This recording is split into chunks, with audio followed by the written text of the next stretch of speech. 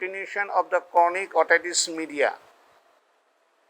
You know very well two types, mucosal variety, squamous variety. Sometimes before this classification we may also classify into two types, atocoantral variety, tubotympanic variety. Tubotympanic variety, atticoantral variety বলো অথবা mucosal variety, squamous variety বলো, all the same thing, দুটা যে কোনো একটা বললেই হবে। টিউবোটিম্পানিক মানে মিকোসাল ভ্যারাইটি, অ্যাটোক্যান্ট্রাল মানে স্কমাস ভ্যারাইটি। আমি অনেক আগের থেকে আবার আসছি এই জন্য তোমাদের বোঝার সুবিধার্থে। এখন দেখা যাচ্ছে যে মিকোসাল ভ্যারাইটিতে কলেস্টোটোমা ফর্মেশন হওয়ার সম্ভাবনা কম, যার জন্য এটার কমপ্লিকেশন হওয়ার সম্ভাবনা কম থাকে। অ্যাটোক্যান্ট্রাল অথবা স্কমাস ভ্যারাইটিতে কমপ্লিকেশন হওয়ার সম্ভাবনা বেশি থাকে, তার কারণ কলেস্টোটোমা ফর্মেশন হয়। দুইটার মধ্যে বেসিক পার্থক্য হচ্ছে টিউবোটিম্পানিক অথবা মিকোসাল ভ্যারাইটিটা সেন্ট্রাল পারফোরেশন হয়, কিন্তু অ্যাটোক্যান্ট্রাল অর স্কমাস ভ্যারাইটিটা রিট্রাকশন পকেট হয় অথবা অ্যাটিক রিজিয়নে পারফোরেশন হয়। রিট্রাকশন পকেট হওয়ার বিভিন্ন থিওরি আছে, আগেও বলেছি, পরবর্তীতে আরও আসবে। রিট্রাকশন পকেট হলেই তার কলেস্টোটোমা হওয়ার সম্ভাবনা বাড়তে থাকবে। কলেস্টোটোমা আর কিছু নয়, কেরাটিন ডিব্রিজ কালেকশন। কেরাটিনটা থাকে স্কমাস এপিথেলিয়ামে। যখন রিট্রাকশন পকেট তৈরি হবে তখন টিম্পানিক মেমব্রেনের বাহিরের ওয়ালে যে স্কমাস এপিথেলিয়াম, দ্যাট ইজ স্কিনের অংশ কাভারিং আছে, সেটা ধীরে ধীরে পকেটের ভিতরে কালেকশন হতে থাকবে এবং একসময় এটা একটা ব্যাগ অর স্যাক তৈরি হবে, যেটাকে বলা হবে কলেস্টোটোমা। এবং ব্যাগ এর স্যাক হওয়ার জন্য ভিতরে কেরাটিন ডিব্রিজ থাকার জন্য এই জিনিসটার বোন ইরোশন প্রপার্টিস থাকবে এবং বোনকে ইরোশন করবে। প্রথম মিডিল ইয়ারে যে অসিকুলস আছে এগুলো ডিস্ট্রাকশন করবে, তারপরে তার বাউন্ডারি ওয়ালে যে বনি ওয়াল আছে এগুলান ডিস্ট্রাকশন করে ধীরে ধীরে কমপ্লিকেশন করবে। সেটা অ্যান্টেরিয়রলি ডিসপ্লেসমেন্ট হতে পারে, পোস্টেরিয়রলি ডিস্ট্রাকশন হতে পারে, সুপিরিয়রলি, ইনফিরিয়রলি, ল্যাটারালি, মিডিয়ালি হতে পারে। এই জিনিসগুলা টিউবোটিম্পানিক অথবা মিকোসাল ভ্যারাইটিতে হয় না বা খুব অল্প হয়, কম হয় বলে এটা অত ডেঞ্জারাস নয়। সেক্ষেত্রে তার পারফেকশনটা থাকে সেন্ট্রাল। দুইটারই অ্যাক্টিভ ইনঅ্যাক্টিভ আবার ভ্যারাইটি আছে। অ্যাক্টিভ মানে ডিসচার্জ হচ্ছে, ইনঅ্যাক্টিভ মানে ডিসচার্জ নেই, কিন্তু দুই ক্ষেত্রে কিন্তু পারফোরেশন আছে। অ্যাক্টিভ হলে পরে পুরলেন্ট, প্রফিউজ ডিসচার্জ মিকোসাল অথবা টিউবোটিম্পানিক ভ্যারাইটিতে হবে, কিন্তু অ্যাটোক্যান্ট্রাল অথবা স্কোয়ামাস ভ্যারাইটিতে প্রফিউজ ডিসচার্জ হবে না। সেক্ষেত্রে স্ক্যান্টি ডিসচার্জ হবে এবং ফাউল স্মেলিং আসবে। ফাউল স্মেলিং আসবে এর জন্য বোন ইরোশন হচ্ছে বলেই ফাউল স্মেলিং হবে এবং সিউডোমোনাস অর্গানিজমের জন্য ফাউল স্মেলিং হচ্ছে। তাহলে আমরা মিকোসাল অথবা টিউবোটিম্পানিক ভ্যারাইটির এবং স্কোয়ামাস ভ্যারাইটির ডিফারেন্সটা পাচ্ছি। তাহলে আমরা দুইটার ক্ষেত্রেই কিন্তু আমরা যদি টিউনিং ফর্ক এক্সামিনেশন করি তাহলে আমরা হিয়ারিং লস দেখতে পাবো। টিউনিং ফর্ক এক্সামিনেশন তিনটা জিনিস করা হয়ে থাকে: Rini test, weber test, absolute বোন কন্ডাকশন টেস্ট। রিনি টেস্ট করা হয়ে থাকে এক কানের ইয়ার কন্ডাকশন এবং বোন কন্ডাকশন কম্পেয়ার করা হয়ে থাকে। Normally year conduction is greater than বোন কন্ডাকশন, কিন্তু কন্ডাকটিভ হিয়ারিং লসে বোন conduction is greater than year conduction হবে, যেটাকে বলা হবে Rini negative. Rini positive normally হয়, আবার সেন্সোরিনিউরাল হিয়ারিং লসও রিনি পজিটিভ হয়ে থাকে, কিন্তু সেক্ষেত্রে বোন কন্ডাকশন লো থাকে অথবা অনেক সময় পাওয়াই যায় না, এই জন্য এটাকে বলা হয় লো পজিটিভ রিনি। ওয়েবার টেস্টে দুই কানের বোন কন্ডাকশন টেস্ট করে থাকে, টিউনিং ফর্কটাকে স্ট্রাক করে ভার্টেক্সে অথবা মিডিল অফ দ্য ফোরহেডে ধরায় থাকে। তারপরে কন্ডাকটিভ হিয়ারিং লসে যেদিকে তার বোন conduction is greater than year conduction হয়েছে সেদিকে ল্যাটারালাইজ হবে, কিন্তু সেন্সরিনিউরাল হিয়ারিং লসে তার অপোজিট সাইডে ল্যাটারালাইজেশন হবে। কিন্তু নর্মালের বেলাতে সে দুই কানেই শুনতে পাবে অথবা সেন্ট্রালি থাকবে। লাইক হেডফোন দিয়ে গান শোনা, যখন আমরা হেডফোন দিয়ে গান শুনি তখন মনে হয় যে আমার মাথার উপর গানটা বাজতেছে, কারণ তার দুই কানেই কন্ডাকশনের কোনো সমস্যা নেই বলেই, আমরা দুই কানেই কোনো হিয়ারিং লস নেই বলেই আমরা গানটাকে সেন্ট্রালি দুই কানেই শুনতে পাচ্ছি বলেই এটা সেন্ট্রালি মাথার উপরে পাচ্ছি।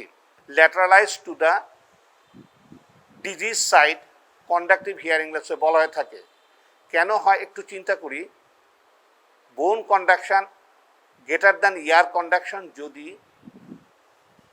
রিনি টেস্টে হয়ে থাকে তাহলে পুরা বোনটা, স্কালটা যদি একটা বোনস হয় তাহলে দেখা যাচ্ছে ওই পাশে, অর্থাৎ যে কানে টেস্ট করতেছি সেই পাশে তার বোন কন্ডাকশনটা বেশি হচ্ছে। তাহলে ওয়েবার টেস্টে যখন আমি সেন্ট্রালি টিউনিং ফর্কটা স্ট্রাক করে ভার্টেক্সে অথবা মিডিল অফ দ্য ফোরহেডে ধরবো, তখন দেখা যাবে যে ওই পাশে বেশি বলে শব্দটা ওদিকে চলে যাচ্ছে, যেহেতু পুরা স্কালটা, মাথাটা আমাদের supposed to be a single bone. I'm telling supposed to be. I'm not telling it's a really single bone, but it's a bone. So sound can be here on that side, disease side. But in case of sensory neural hearing loss, you see, in that case, ear conduction is greater than bone conduction like normal. But in sensory neural hearing loss, bone conduction may be low or may not be heard at all. So other side, normal side should be greater than the disease side, because disease side সে তো বোন conduction কম শুনতেছে অথবা শুনতেছে না, তাহলে নর্মালটা তার চেয়ে বেশি আছে। In that case sound will lateralized to the normal side. এই বেসিক প্রিন্সিপাল থিঙ্কিংটা যদি মনে রাখতে পারো তাহলে মুখস্থ করার দরকার নাই কোথায় যাবে। পরীক্ষার সময় তোমাদেরকে টিউনিং ফর্ক করছো এবং কি ইন্টারপ্রিটেশন হচ্ছে এটা এক্সটার্নাল ইন্টারনাল জিজ্ঞেস করবে, দেখবে। তো এইটা মুখস্থ না রাখে সিম্পলি যদি তুমি একটু চিন্তা করো কেন ল্যাটারালাইজ হয়ে যায়, তাহলে দেখবা it will be very easy to understand. Now the ABC test, that is the absolute bone conduction test. In this test পেশেন্টের সাথে examiner suppose to be normal compare করা হয়ে থাকে। As the examiner or the normal person hearing both side, both ear should be normal. So পেশেন্টের এক্সামিনের left side আমার right side হলে কোনো অসুবিধা নেই। সুতরাং এবং এটা শব্দটাকে কম্পেয়ার করা হবে এইভাবে এবং অ্যাবসলিউট করা হবে। অ্যাবসলিউট কিভাবে করব? যদি এক্সটার্নাল অডিটরি মিয়াটাসটাকে আমি অক্লুড করে এইভাবে বন্ধ করে দিই, অক্লুড করে দিই, শব্দটা ইয়ার কন্ডাকশনের মাধ্যমে যাচ্ছে না, তাহলে সম্পূর্ণভাবে ধরে নিতে পারি বোন কন্ডাকশনের মাধ্যমে যাবে। এটাই হলো অ্যাবসলিউট। তাহলে টিউনিং ফর্কটা স্ট্রাক করে আমি টিপ অফ দ্য মাস্টার্ড প্রসেসে ধরে মিয়াটাসটাকে বন্ধ করে দেব। তার ফলে আমার শোনা এবং তার শোনা কম্পেয়ার করবে এইভাবে। তাহলে প্রথমে পেশেন্টেরটাকে ঠিক এমনি এক্সটার্নাল অডিটরি মিয়াটাসটাকে বন্ধ করে টিপ অফ দ্য মাস্টার্ড প্রসেসে টিউনিং ফর্কের বেস ফুটপ্লেট আর বেসটাকে ধরব। রুগী শুনবে, যখন শুনবে না, শোনা শেষ, সাথে সাথে সে আঙুল তুলবে এবং আমি আমার tip of the master process ধরব এবং লাইক দ্য পেশেন্ট আমিও হাত দিয়ে আমার এক্সটার্নাল অডিটরি মিয়াটাসটা বন্ধ করব। এইভাবে আমি আমারটা বন্ধ করব। পেশেন্টের লেফট সাইড, আমার রাইট সাইড হলে অসুবিধা নেই, যেহেতু আমার দুই কানেই suppose to be normal.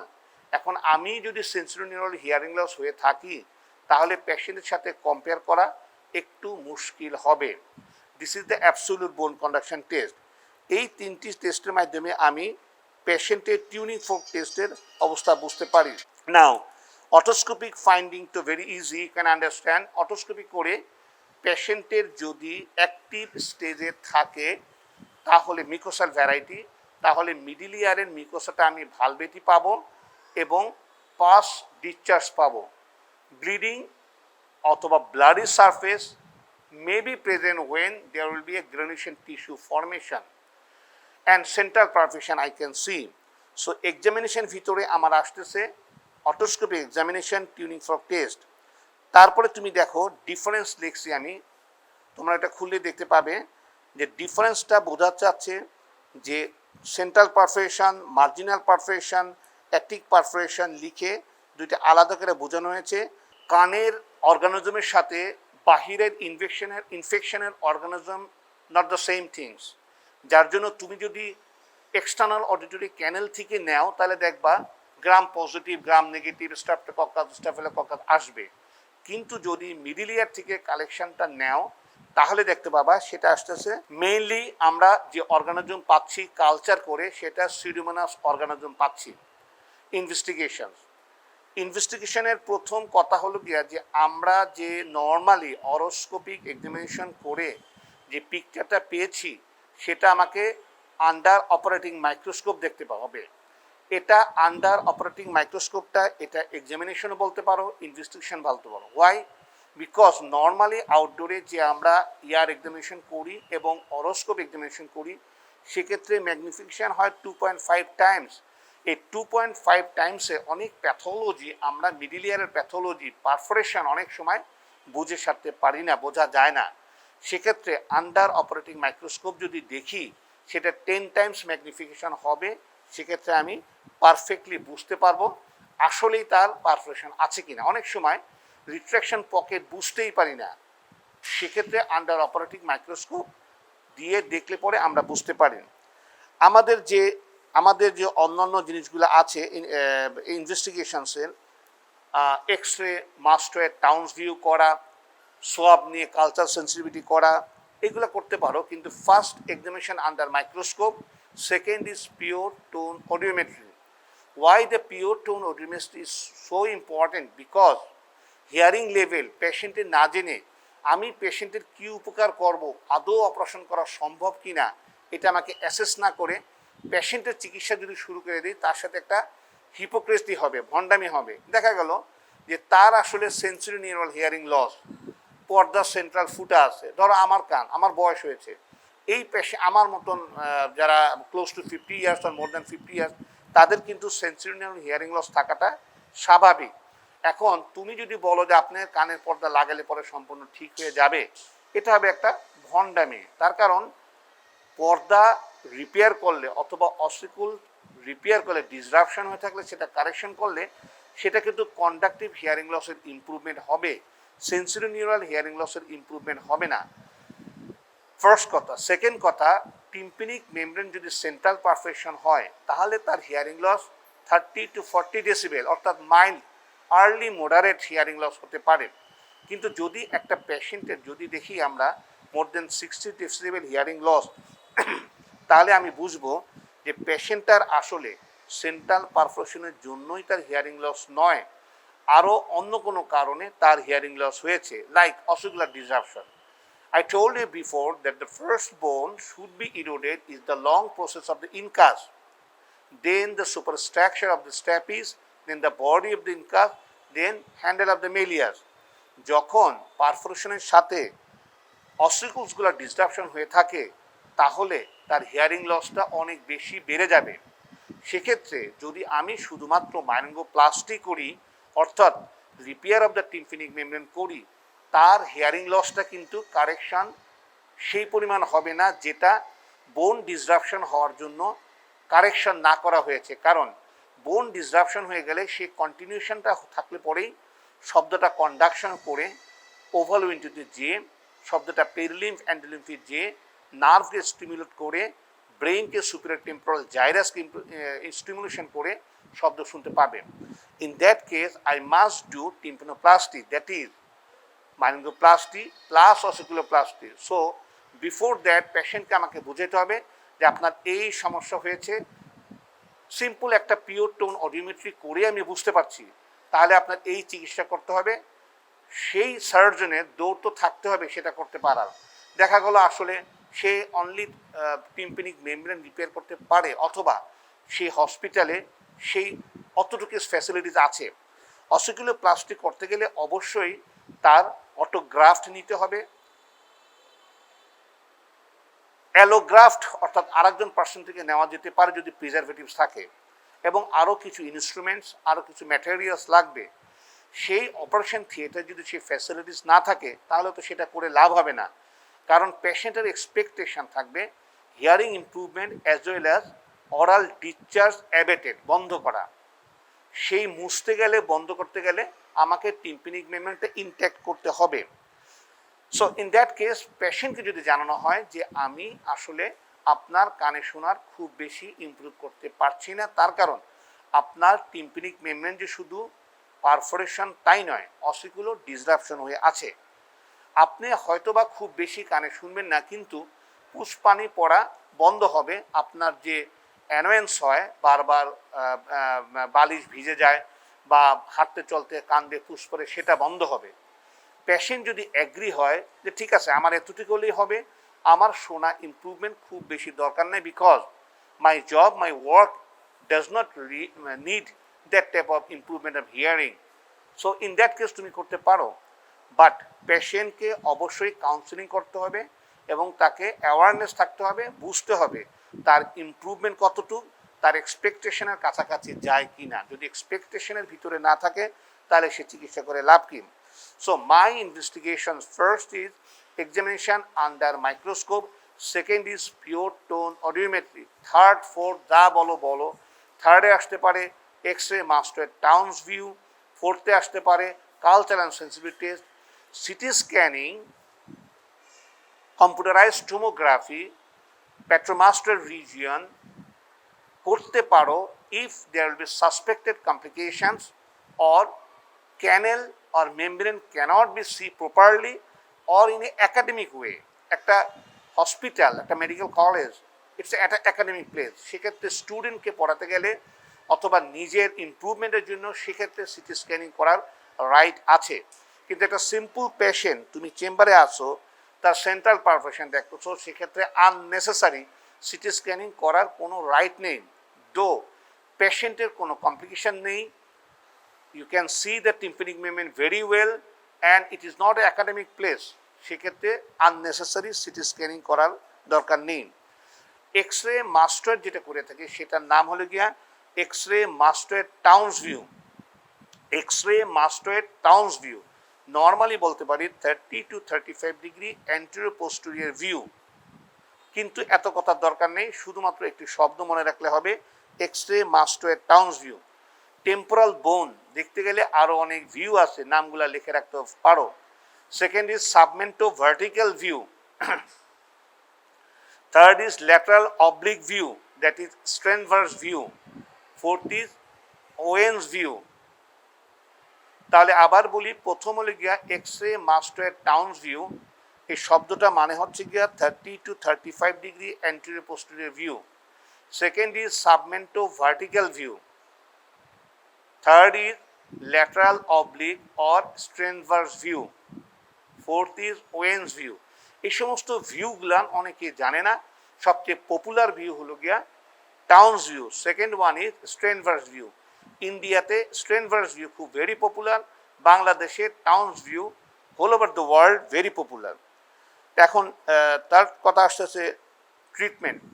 Treatment দেখো ভেরি ইজি, একটা কান ভিজে নিয়ে আসছে, কানে পুষ পানি পড়তেছে, অ্যাক্টিভ অবস্থা আছে, তার চিকিৎসার ধরন নিশ্চয়ই যার কানটা শুকনা, পর্দাটা central perforation, there is no complication at all, it is not atticoantral disease or squamous disease, তার চিকিৎসা অবশ্যই পার্থক্য হবে। তাহলে আমার প্রথমে অ্যাক্টিভ, সেটা মিকোসাল হোক বলি অথবা টিউবিটিফিনিক বলি, অ্যাক্টিভ অবস্থা হলে অবশ্যই তার ইনফেকশনটাকে কন্ট্রোল করতে হবে, তারপরে তাকে অ্যাডভাইস করতে হবে পর্দাটা ইনট্যাক্টনেসের জন্য, দ্যাট ইজ ফর ম্যানগোপ্লাস্টি। তাহলে আমরা যে treatment is usually conservative first. তো কনজারভেটিভ কী আসবে? The principles of treatment are to obtain a dry ear, prevent reinfection and reduces disability. তিনটা কথা মনে রাখতে হবে। কানটা শুকাবো কেন, কান কী করবো কানে চিকিৎসা? প্রথমে কানটা শুকাবো, রিইনফেকশন প্রিভেন্ট করব, এবং ডিসেবিলিটি যদি হয়ে থাকে, ডিসেবিলিটি বলতে এখানে হিয়ারিং লসটা ডিসেবিলিটি বোঝাচ্ছে। হিয়ারিং লসটা ডিসেবিলিটি, ডিসেবিলিটি অনেকভাবে হতে পারে। এখন দেখা যাবে যখনই তার কানটা শুকাবে সে তখন কবে আমার আর অপারেশন দরকার নেই, ভালোই আছে। ইট মে বি, হতে পারে তার ছোটো পারফেকশন অপারেশন করতে চাচ্ছে না, কারণ তার হিয়ারিং ইমপ্রুভমেন্ট অতটা তার দরকার নাই বা সে ফিল করতেছে না। তার কানটা শুকানোটা তার মেইন।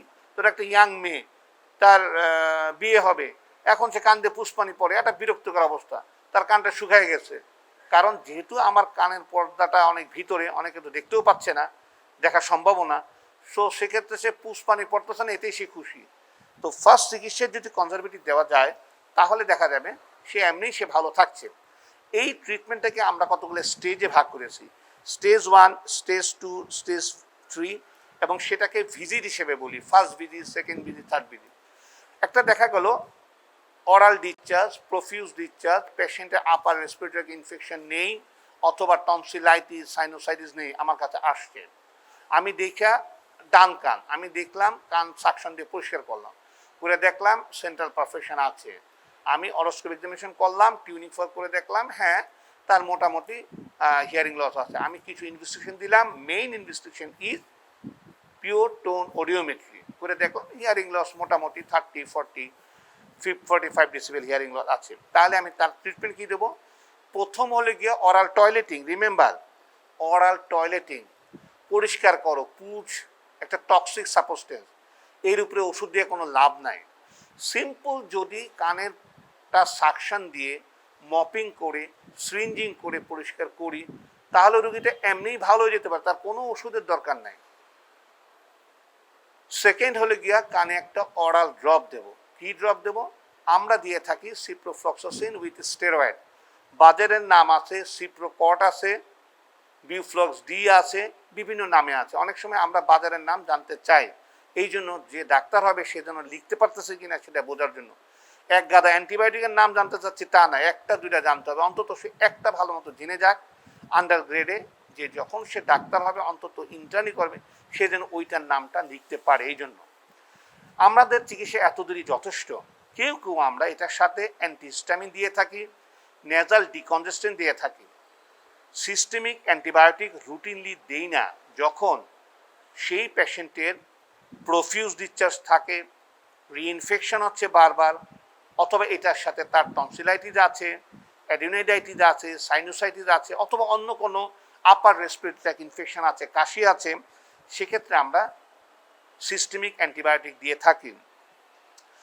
সিস্টেমিক অ্যান্টিবায়োটিক কী দিয়ে থাকি আমরা? Amoxicillin with clavulanic acid, best antibiotics. এছাড়া আমরা সিপ্রোফ্লক্সাসিন, সেফোরিক্সিন, বিভিন্ন ড্রাগ দিতে পারি, স্যাফ্রাডিন প্রিপারেশন দিতে পারি। এখানে দেখো লেখা আছে first visit aural toileting of the ear discharge by dry mopping or by suction clearance. Dry mopping আগেকার দিনে হতো, এখন সাকশন প্রতিটা হসপিটালে প্রতিটা চেম্বারেই আছে। সুতরাং ফার্স্ট বলতে হবে সাকশন ক্লিয়ারেন্স। কি দিয়ে দাও? সাকশনিং মেশিন দিয়ে দেই। কানে কি ঢুকাও? মাইক্রো সাকা নজল, মাইক্রো সাকা নজল দিয়ে সাকশন ক্লিনিং করি। আর কিভাবে করা যায়? আমরা প্রথমে জিজ্ঞেস করি যে ঠিক আছে কানটা পরিষ্কার করবো কি দিয়ে? সাকশনিং মেশিন দিয়ে সাকশন ক্লিনিং করব। আচ্ছা, কি দিয়ে? মাথাটা কি হবে? মাইক্রো সাকা নজল। মাইক্রো কেন? ওটা একটা শব্দ আছে, মেশিনের শব্দ, এবং কানের ভিতর ঢুকাইলে আরও শব্দ। সে শব্দটা যদি বড় মানুষ, ছোট মানুষ তো দূরে থাক, বড় মানুষের দিলেও সে খুব বিরক্ত এবং ভয় পাবে, এবং সাউন্ডটা তার জন্য বিরক্ত, মানে আরও বেশি সে ভয় পাওয়া শুরু করবে। সেক্ষেত্রে যদি মাইক্রো সাকার নজল নেই, চিকুন হয়, তাহলে তার নেগেটিভ ফোর্সটা কম হবে, সাউন্ডটাও কম হবে, সে কমফোর্ট বোধ করবে। যার জন্য মাইক্রো সাকার নজল দিয়ে পরিষ্কার করি। বাচ্চাদের ক্ষেত্রে তো অবশ্যই, বাচ্চাদের কানে অনেক সময় দেখা যায় সাকার নজল ঢুকানোই যায় না, তারা এত বেশি ভয় পায়। কিন্তু যদি তুমি কান পরিষ্কার করতে যাও দেখবা বাচ্চাটা খুব সুন্দর অ্যাকসেপ্ট করছে। তার কারণ শব্দ শুধু না, ওই মেশিন ওইটা নিয়ে আইসা বাচ্চা মনে করতে এইটা বুঝে আমার কানের মধ্যে ঢুকাবে। কিন্তু যখন তুমি একটা তুলা জবসন হর্ন প্রোব উইথ রিং কিউরেটের মাথায় তুলাতে পেঁচে কানে ঢুকাবা এবং ওই বাচ্চাটা হিস্ট্রি নিয়ে দেখবা সে এইভাবে কটন বার ঢুকে বাসায় অভ্যস্ত, সুতরাং ওইটাকে সে কটন বারের মতো মনে করবে। She or he will become cool এবং আরামে বসে করতে পারবা। এই জন্য বাচ্চাদের ক্ষেত্রে মপিং ইজ বেটার। তাহলে আমাদের ওয়ে কী কী? সাকশন ক্লিনিং করতে পারি, ড্রাই মপিং করতে পারি, থার্ড ইজ সিরিঞ্জিং করতে পারি।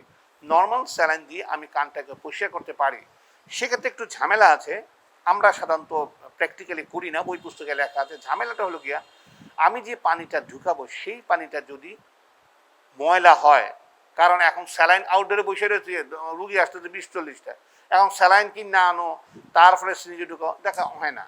সিম্পলি যদি পানি নয়, সেই পানিটা ব্যাকটেরিয়াটা কানের মিডিল এরিয়া চলে যেতে পারে। ওয়ান থিং, এটা অবশ্য অনেক সময় খুব বেশি প্রবলেম না, কারণ pass it self is a bacteria grow.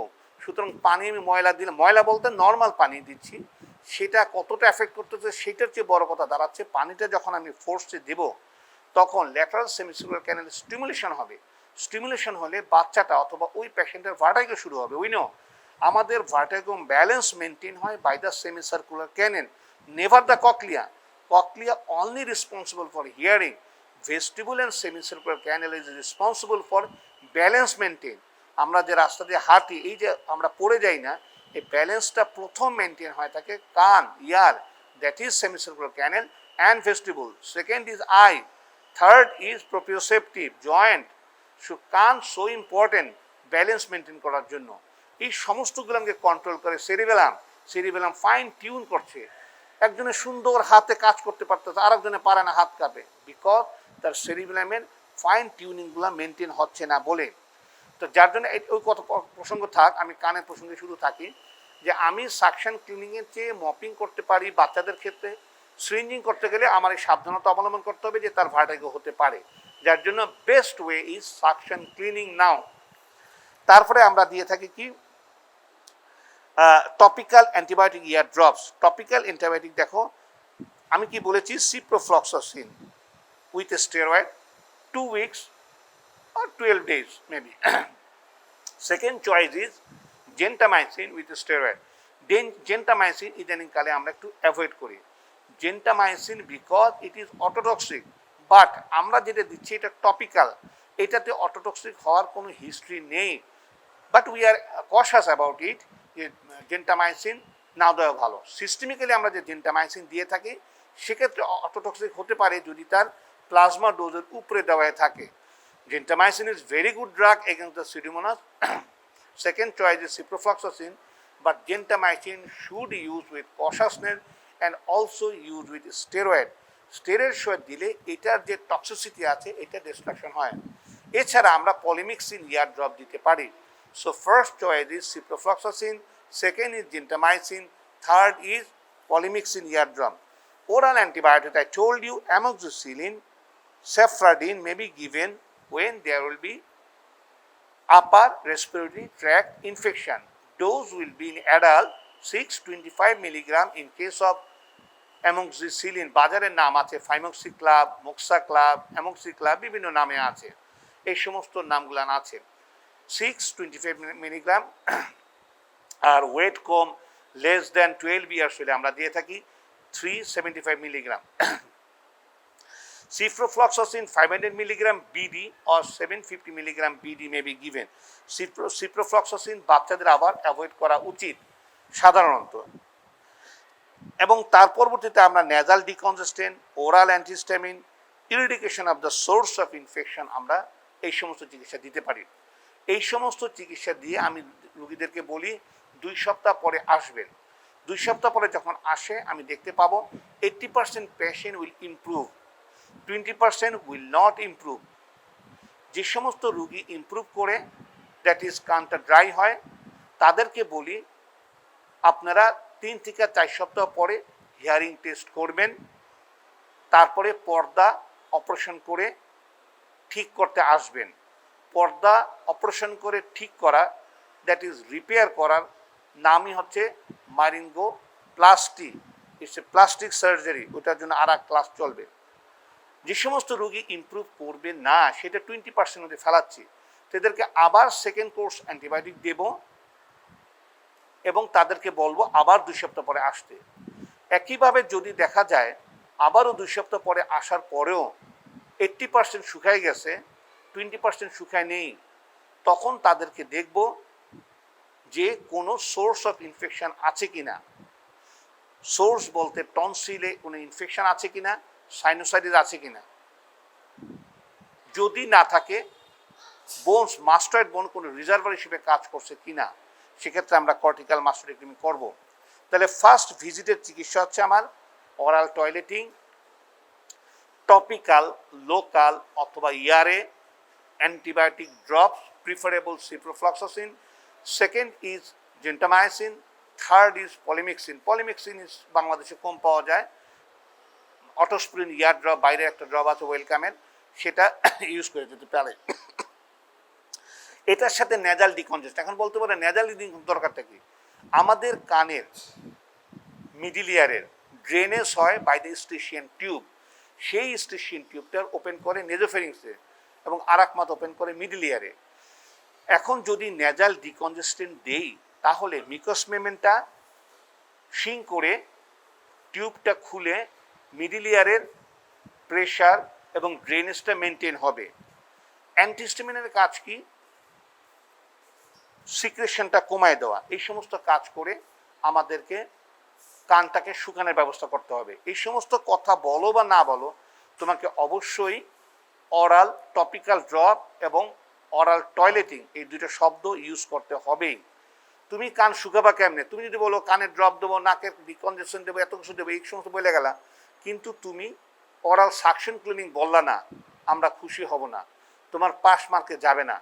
কিন্তু তুমি যদি একটা শব্দ বলো অরাল টয়লেটিং, তাহলে কিন্তু তোমার পাস মার্কে চলে গেছে। বাকিটা শব্দ বলতে পারলে ভালো, না বলতে পারলে চলবে। কেন? বেসিক কাজ, প্রথম কাজটা দেখা যাচ্ছে অরাল টয়লেটিং।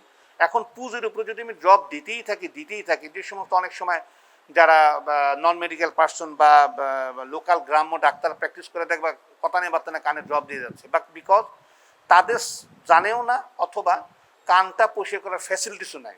দেখা যায় রুগীটা ভালো হচ্ছে না, তো ঘুরতেছে। শেষ পর্যন্ত হয় সে পাঠায় অথবা ডাক্তারের শরণাপন্ন হতে বাধ্য হয়। সেটা দোকানদার বলো, গ্রাম্য চিকিৎসক বলো। বেসিক কারণ হলো গিয়া পুজোর উপরে কোনো ড্রপ দিয়ে লাভ নেই। দুই একটা ক্ষেত্রে লাভ হতে পারে, সেটা অন্য জিনিস, কিন্তু গ্রসলি কোনো লাভ নেই। সুতরাং oral toileting so important thing. সেই টয়লেটিং যদি তুমি না বলো, তাহলে অন্যান্য চিকিৎসা বলে লাভ নেই। কিছু অ্যাডভাইস আছে তার সাথে, এই অ্যাডভাইসটা শুনতে চায়। যেমন তুমি ওষুধ দিচ্ছ, রুগীকে বলো নাই বা রুগী জানেও না বা রুগী অশিক্ষিত। গ্রামের মানুষ, বাংলাদেশের অশিক্ষিত সংখ্যাটা অনেক অনেক অনেক বেশি। শিক্ষা থেকেও তাদের শিক্ষার অভাবটা, স্বাস্থ্যক্ষেত্রে শিক্ষার অভাব অসম্ভব বেশি। শিক্ষিত আছে ঠিকই, কিন্তু কিভাবে মাস্ক পরতে হবে এই ঘটনা জানে না বহুত মানুষই। ঠিক তেমনি কানটাকে ভিতরে যে কিছু ঢুকানো যাবে না সেটা জানে না। তাহলে রুগীকে বলতে হবে যে আপনি কানের ভিতর কিছু ঢুকাবেন না। বাংলাদেশে কটন বাড ইউজ করে প্রত্যেকটা ফ্যামিলিতেই কটন বাড আছে, কম বেশি দুই একটা মানুষ বুঝ ছাড়া। এই কটন বাডটা সো হার্মফুল। আমি তো মনে করি কটন বাডটা যে কোনো জায়গার ক্যান্সারের চেয়ে বড় খারাপ জিনিস। কারণ ক্যান্সার হলে সে মরে যাবে, ঘটনা শেষ, অলমোস্ট। বাঁচতে পারে সেটা অন্য কথা, কিন্তু কটন বাডে মরবে না। তারা যে ভুগায় যাবে, বছরকে বছর, জীবনকে জীবন পার করে দিচ্ছে এই কটন বাডের জন্য। তাহলে কোনটা বেশি মারাত্মকে দাঁড়ালো? সুতরাং কটন বাড একটা ডার্টি জিনিস, কানে ঢুকালে, কান পরিষ্কার করতে গেলে তার ভিতরে ময়লা ঢুকবে, রিইনফেকশন বারবার হবে।